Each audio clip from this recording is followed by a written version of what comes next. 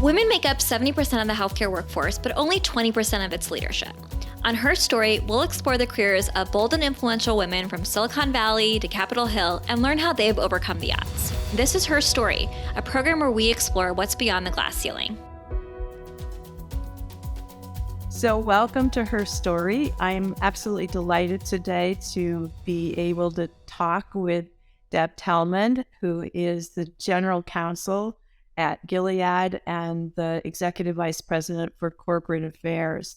She is an amazing woman who has a fascinating journey throughout her career, and I can't wait for you to have a chance to hear from her and let her tell her story herself.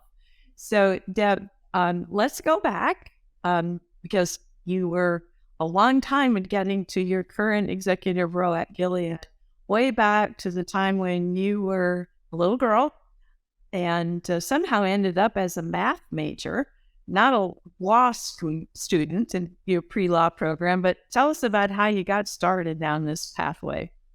Yeah, thank you, Julie. And first, let me say thank you for inviting me to your podcast. I have admired you for so many years, and your career is incredible as well. So I feel particularly honored that you asked me to be a part of this video series. So thank you for that.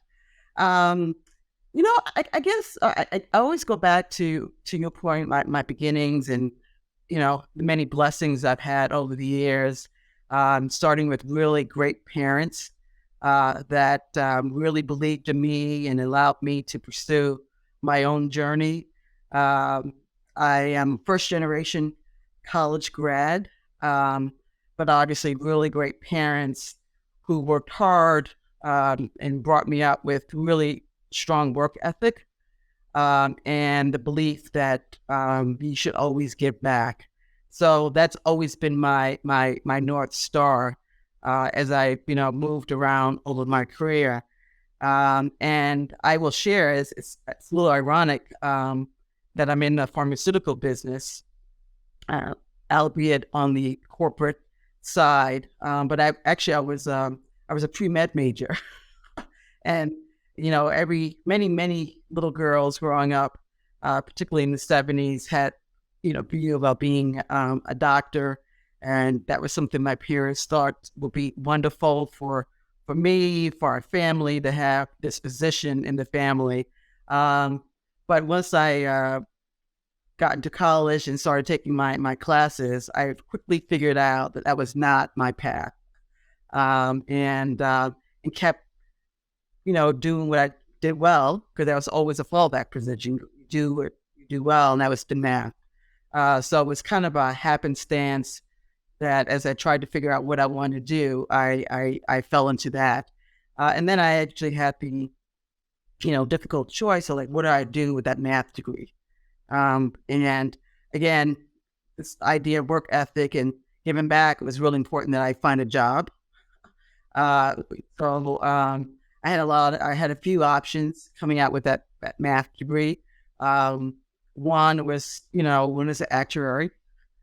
So I thought about that for a little bit, but then I had this opportunity because I was at Penn, and I could interview in a number of different schools at Penn, including Wardy, that I ended up taking a job at Merrill Lynch. And I worked for Merrill Lynch and then Morgan Stanley for a few years in the late 80s. And then I had the cross-court, well, what did I want to do? Did I want to go back and get an MBA, or do I pursue something else? And my really close friend, even to this day, my college roommate, he just started at Emory. And I would talk to her and hear about her stories of being in a classroom and utilizing the Socratic method. And I just kind of fell in love with that idea that I could make an impact through a legal degree. So I went and got my JD, but because I had this kind of corporate background, finance, investment banking, I gravitated toward the corporate aspects of being a lawyer. And when I graduated from law school, I did public finance, I did financing, because I was always taught follow the money when you do transactions.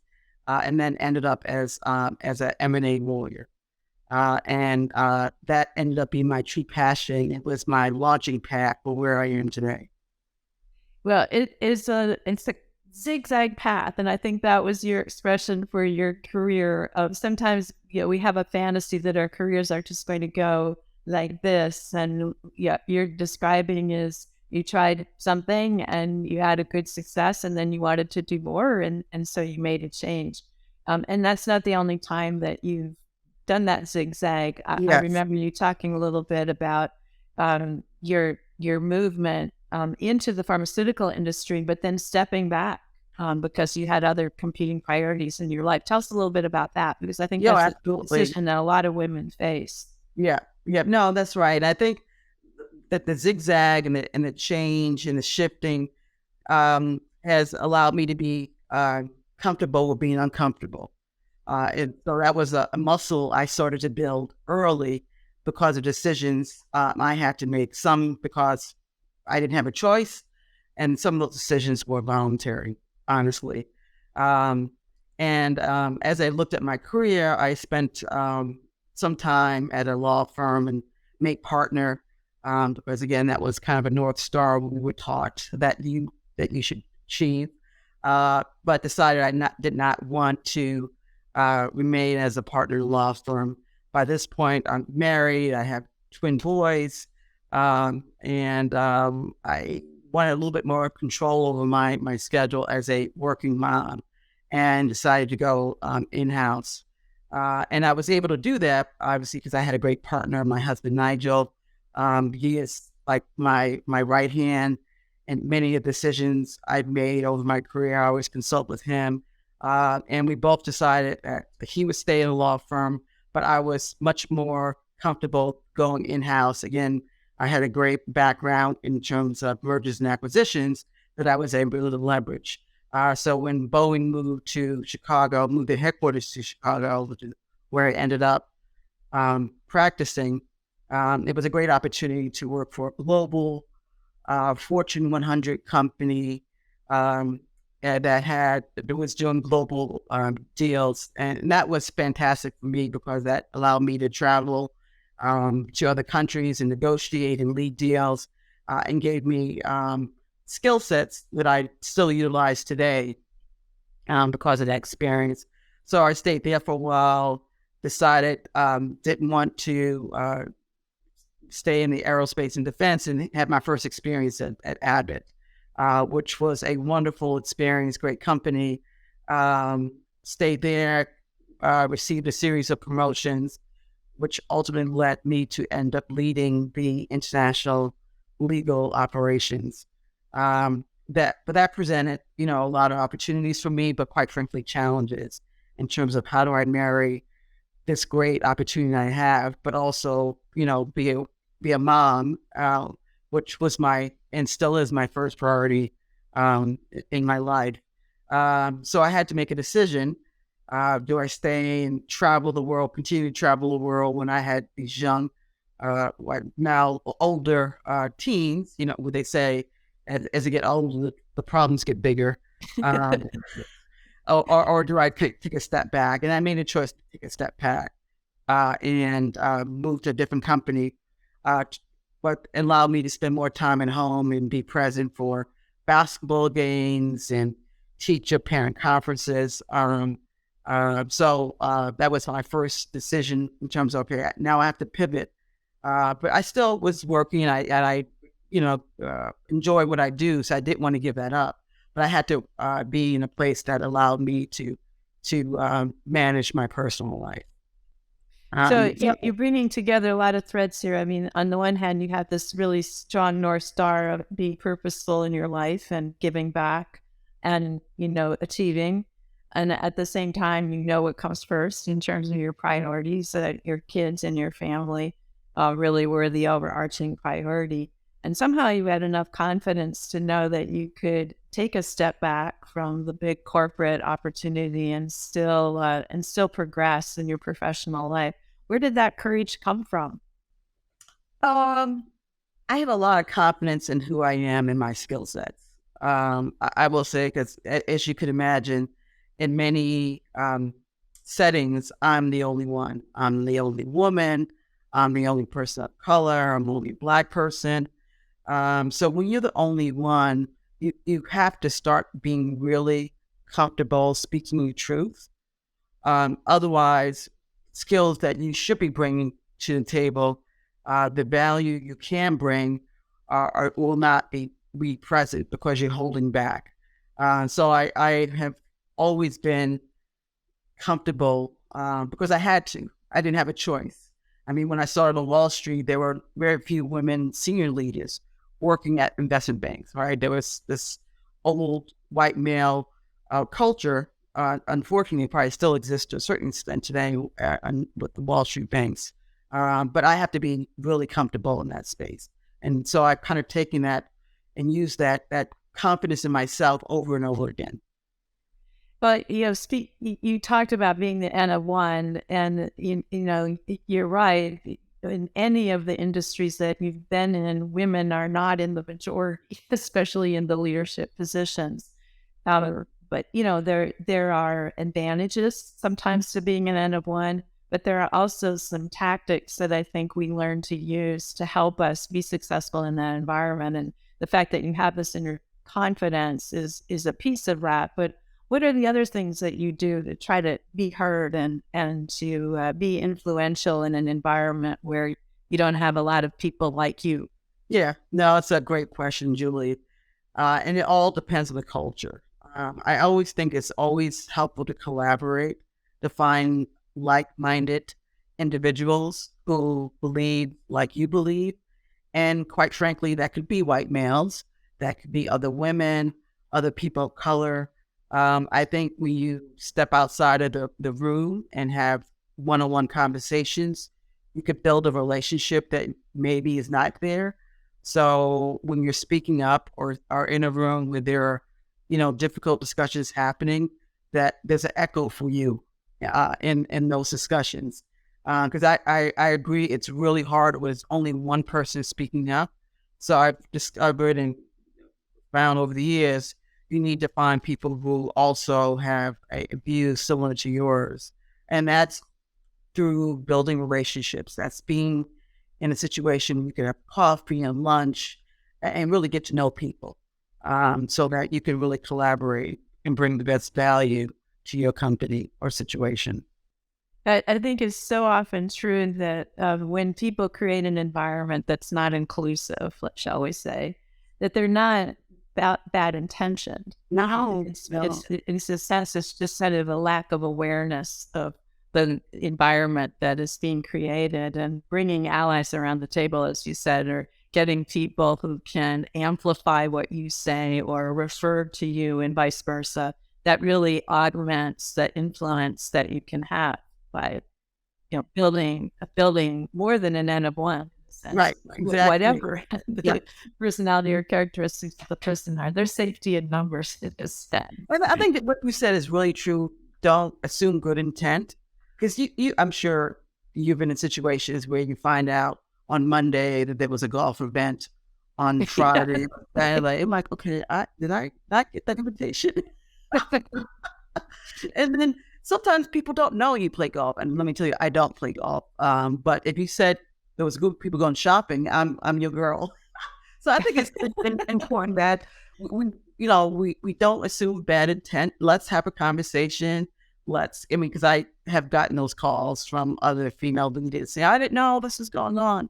I said, take a step back and let's figure out if there's a way to get you invited. To invite yourself. Don't be hesitant. Use your voice for good for yourself and control self advocacy. Right. Exactly. Yeah. Exactly. Yeah. So we have in common this professional stage of working for a pharmaceutical company. It's kind of an ironic time when, on the one hand, the industry has just done so much in the context of COVID and the pandemic to really demonstrate the value of biopharmaceutical enterprise, and at the same time can be painted with a very black cloud at times in terms of how people perceive pharma and our industry. How do you cope with that? You know, you live in a broad world. You have friends in a lot of different sectors. How do you explain yourself and your role in pharma? No, I think that's so true. But I wouldn't be here. I wouldn't work for my company, Gilead. You, Julie, wouldn't have done what you've done over your career if you didn't believe in the science and the good that our industry has made to the globe, and to the world. From my perspective, health equity is really important to me. And we do so much to try to help with health equity, trying to remove stigmas associated with certain diseases. I know for myself, Gilead's efforts around HIV and removing the stigma there is really important to me. Unfortunately, there are a lot of people of color who are living with HIV who are not taking advantage of some of the medicines we have. So for me, helping to unpack that and make that available is really important. I also think there's so much misinformation out there about pharma. I take the opportunity to really have real discussions about the good that we bring, whether it's talking about voluntary licensing that many of our Gilead and many of our peers have done in terms of making medicines available to low and moderate income countries. People don't know that. The medicine's patent pool, we have a relationship with them, many pharma companies do. So I think I'm happy to give examples and really unpack those conversations when they happen. And I think until we can do a better job telling of all the great work we have done in our industry, look at COVID, all the innovation that has happened that allowed the world to come out of COVID. It's just, remarkable. So I like when whether I'm talking to legislators, I'm talking to family or friends, I talk about that. And honestly, a lot of our families have taken advantages of the medicine that's been available. Unfortunately, I had a sister that died from multiple myeloma, but she lived a long time with that disease and had a really rich life that would not have been possible but for the innovation that we've had in our industry. So I remind them that it should be personal for you that we're allowed to continue to innovate and do what we do.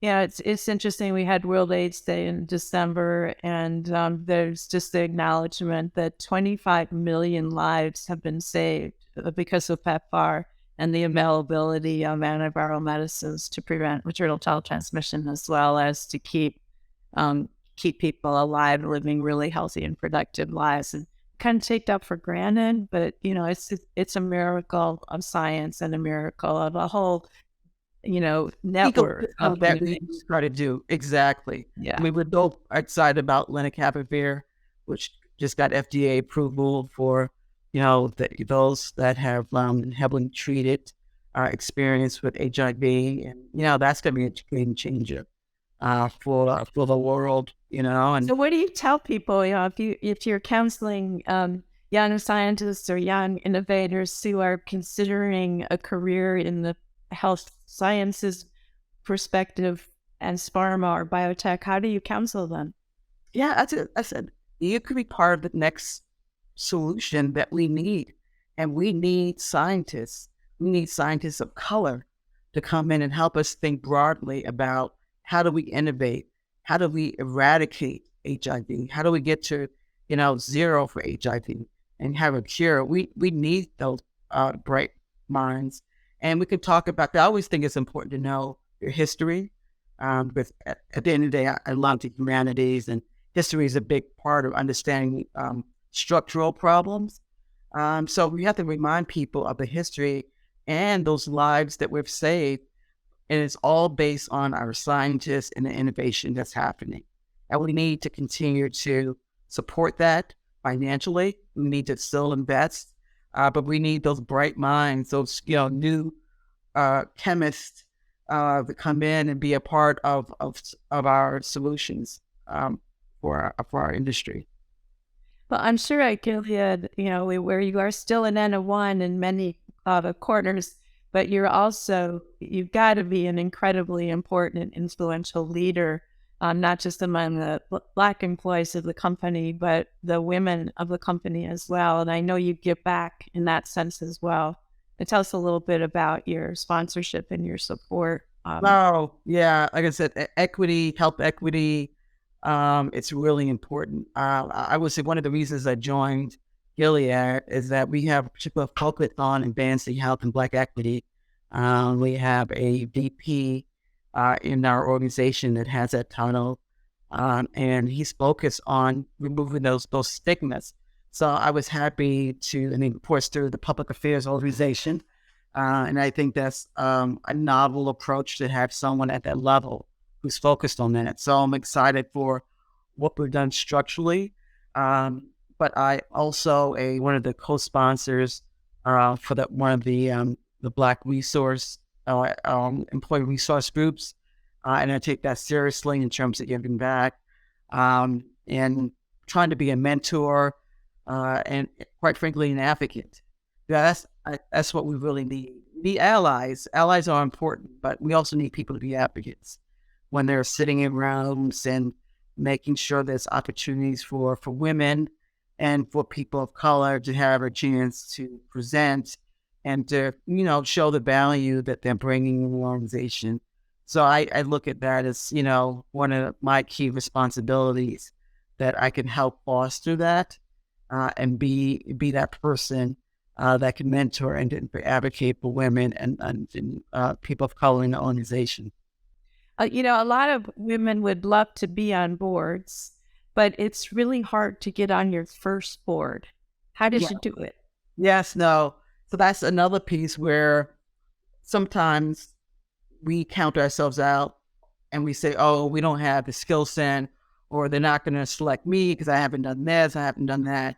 I think you have to give yourself, number one, permission to say, I do have the skill set because of these experiences, right?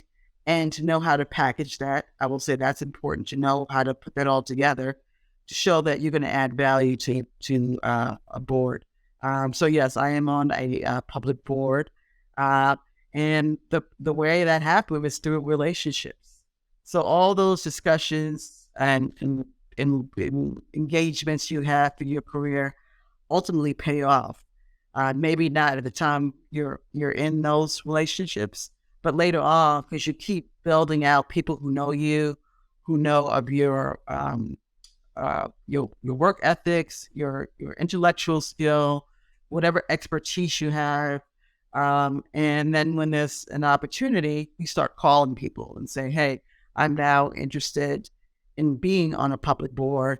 Give me your thoughts around that. So I think you have to engage and use and lever those relationships hopefully you have, because there are opportunities out there. And I think there are a lot of organizations that you could use that could help build the skills. So one of the things I did is as I started thinking about, being on the public board, I tried to figure out what were those skills that I needed to amplify for me to be on the public boards. And then I did additional training and certifications in their organization, National Association of Corporate Directors, that can help you with that. If you don't have those skills, I think you've got to invest.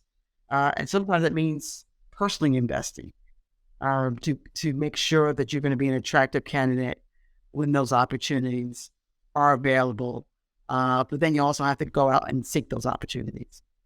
This time has gone so fast, and I'm ready to have to close our conversation, but I do have to ask you one question. If you were going to write the story of your life, your story, what would you title the book? Oh, that's a great question. It's never too late. I love it. Never too late to pivot. I love it, and that is the very apt description. I'm using your expression, the zigzag, in my conversations with other women, because I do see so many times people are frightened if they're not on the upward trajectory, and sometimes the lattice is a better model than a ladder. Yeah, and there's certainly proof of that. Life throws you curves, and you just have to pivot sometimes. But then always remember those those pivots, those life events are teaching tools, right? That that you have to learn from. So I always say, embrace your life, and just learn and to zig and to zag. I love it. Deb, thanks so much for making time for us, and all the best for 2023. Thank you, Julie. And the next chapters. Yes. All right. Thank Excellent. you. Thank you. Bye-bye. Bye-bye.